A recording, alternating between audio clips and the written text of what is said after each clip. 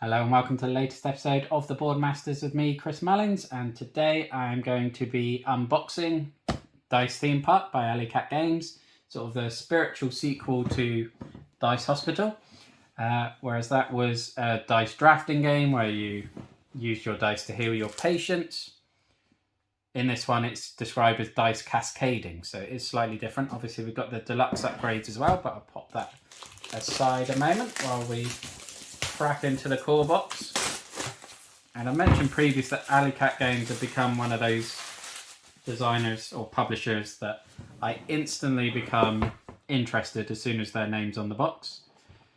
Tinner's Trail I absolutely love. Dice Hospital I've only played a couple of times but really enjoyed it and can't wait to sort of compare it with this.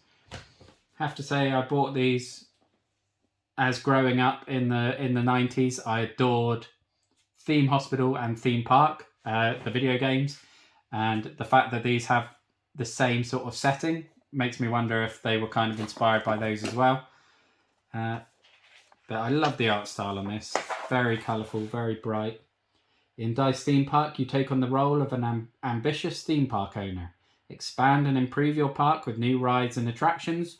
Compete to attract the right mix of guests on the futuristic monorail, and keep them entertained by recruiting staff to dress up as your world-famous mascot. The more you can delight your guests, the more stars you earn. At the end of the game, the player who earned the most stars is the winner. So kind of similar to Dinosaur World, you obviously have these hex tiles that you're building out your park with the various attractions based around your entrance. You build from there. And then you have staff that impact the game. You've got your mascots. And then the dice that come in via the monorail are your guests, basically. And the number of pips on them are sort of denote how many attractions they can visit, as long as it's sort of the similar colour. And then you cascade the dice down through the attractions, reducing the pips each time. And then I guess once the pips are gone, they leave. And it's just trying to build the biggest combos with those relevant guests and picking the dice that are the relevant colours to what you have in your park. So we've got a couple of mini expansions with the surprises and the innovations as well. Solo mode, which is always appreciated. A nice...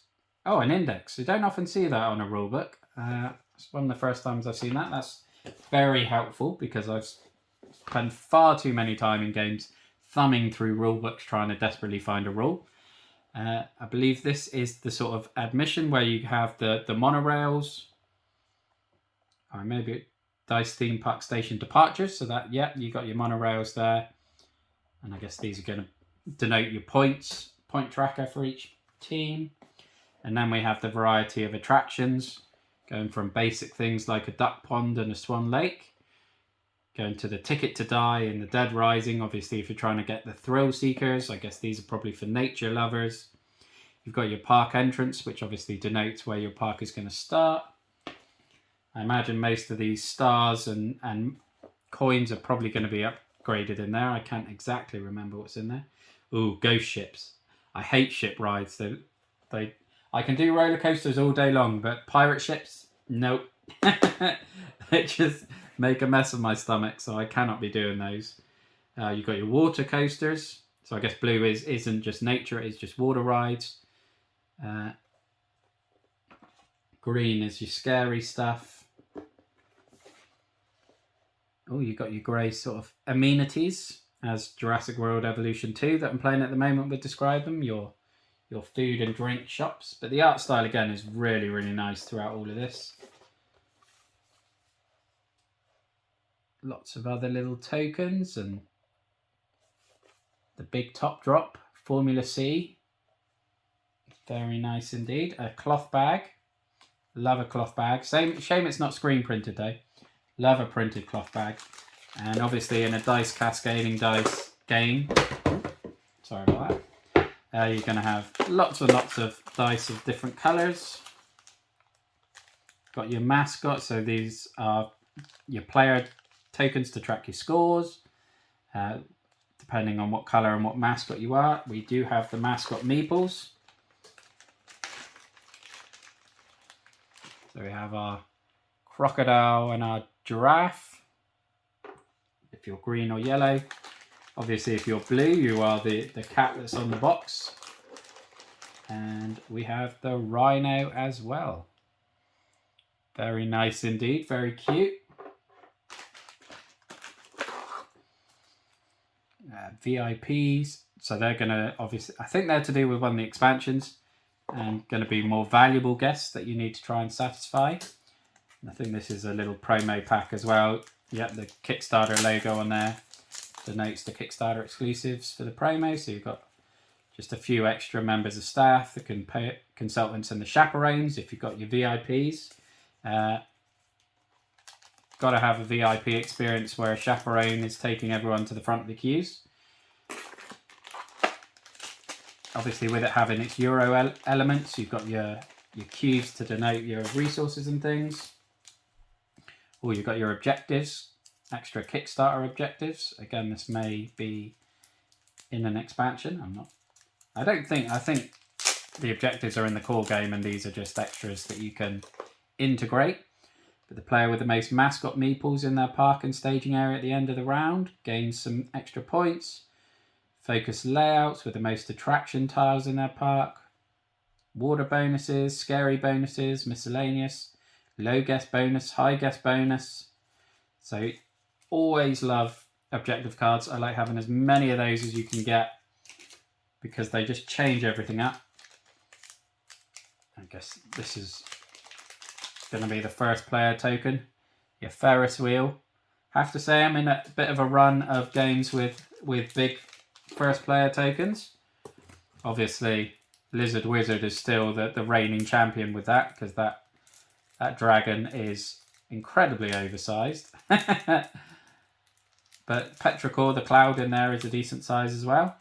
Again, these cards with these sort of peel things, I always find, I should just grab the knife really. I always find these harder to open than if they don't have them, which is kind of counterintuitive. So I'm guessing these are just the standard monorails, depending on your player count, these are going to get upgraded in the deluxe upgrade box, in that you'll have the meeples for them, and then lots and lots more objectives.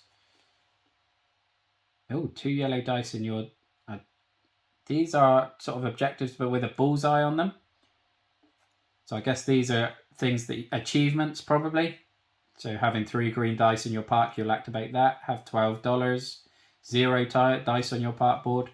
Which, if they are achievement style, then that's going to just add far more as well. Which I am very pleased by. Obviously, there's no discernible insert in this, which is a little bit of a shame with all these sort of card sections. Are they just going to be left to sit loose in the box? And then we've got all our staff, various administrators, depending on your... so they're going to give you dice. These ones are going to give you extra meeples, extra coins. Able to buy more tokens. Move, I guess, dice from your monorails to the entrance. So they all give different powers.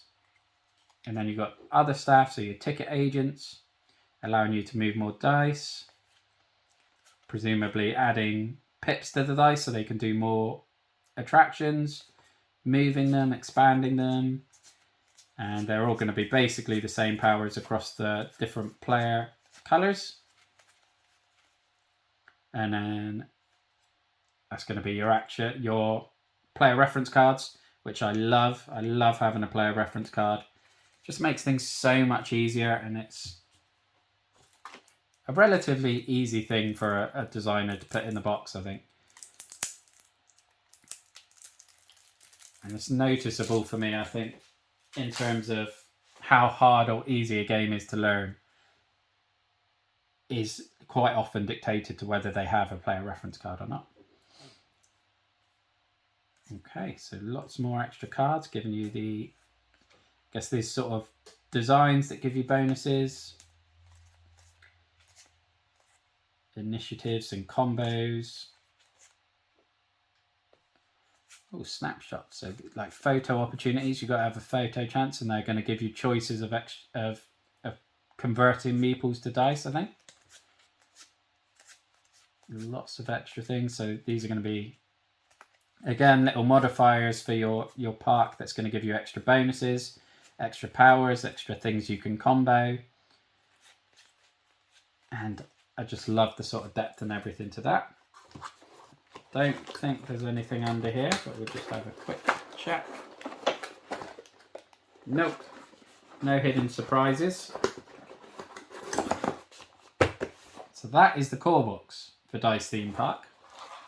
So let's have a quick look at the Deluxe Add-Ons, which obviously, well, based on the history of Dice Hospital, they will have available through their web store or at conventions or anything. So as you can see from the back of the box, it's just, well, let's read. This Deluxe Add-on box takes Dice Theme Park to new heights. Included in this box are 3D monorail miniatures and the inserts for each player count, the Innovations mini expansion, which adds new customization options, and the Surprises mini expansion, which adds exciting new attraction tiles and staff skills with new mechanics. So obviously we saw those expansion rules in the core rulebook. If you don't have this add-on, then you're not going to have the components for it. It's coming. There we go. So we just have extra attractions, lunar space themed, bounce house, oh, a surf school, and then just the next level up of those with your starfighters and your surfs up and bounce city. Lots more various tokens. We've got our Monorail Meeples, and these are big chunky boys. Look at the size of those. Those look very impressive. I actually kind of want to paint those. I generally don't have any temptation to paint because I know I have no artistic ability whatsoever.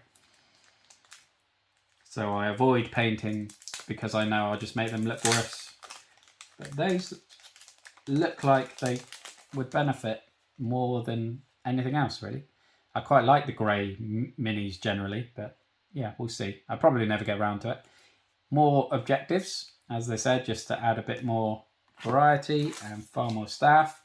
I think I must have misread where it said inserts because there aren't any. I'm guessing they mean these, but that insert into the monorails to dictate the dice that are on it, because the pips will be determined by the player count. More staff, more little powers and things, and lots of innovators. So lots more things that are going to boost the game up.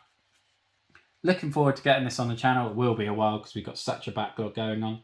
Definitely planning to do a comparison between Dice Hospital and Dice Theme Park, because it'd be interesting to compare and contrast the two very closely linked game titles, I guess. But that is everything that is in Dice Theme Park and the Deluxe Add-on box. So that's it for this video. But thank you very much for watching. Look after yourself, stay safe, and have a good one. Bye-bye now.